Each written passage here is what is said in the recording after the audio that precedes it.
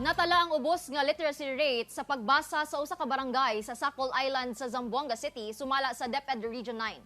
Busa, nagpahigayon sila og reading and recreational camp sa maong barangay nga kabahin sa ilang learning recovery plan. Ani ang report ni Efren Mamak.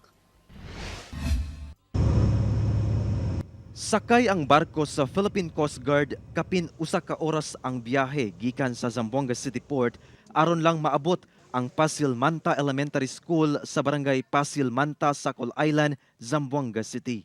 Ang maong tunghaan nahimong labing unang benepisyaryo sa Reading and Recreational Camp nga usa ka learning recovery plan strategy sa Department of Education nga gisuportahan sa Philippine Coast Guard District, Southern Mindanao.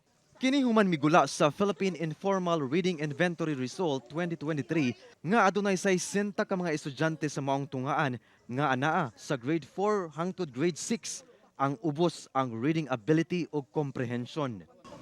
Isang araw, kailangang lumuwas.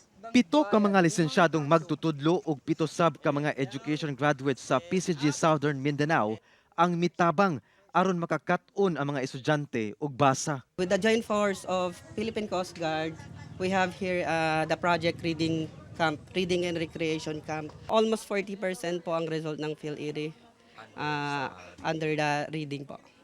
Dapat kasi pagpasado tayo sir, mga ilan dapat? More or less dapat sir nasa 75%.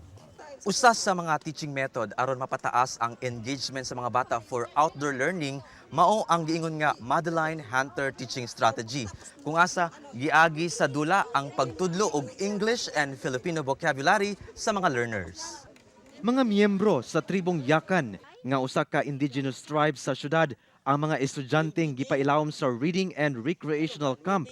Butang nga gikalipay nila og sa ilang mga ginikanan. Thank you po kasi marunong ako magbasa. Magkwento, mga gano'n sila. Magturo sa amin, magbigay ng mga assignment. Kasi malaki ang tulong ng mga Coast Guard sa mga anak namin. Kapag hindi kami busy, nagtuturo din kami sa mga bata. Matod sa PCG Southern Mindanao, mulungtad sa 4 ka sessions ang pagtudlo og basa sa mga estudyante. Ang Coast Guard naman may what we call civil relations service. No? So it may appear na additional work but it's part of our relations program. So itong program na ito, we became a partner of the Department of Education. It does not entangled with our routine works.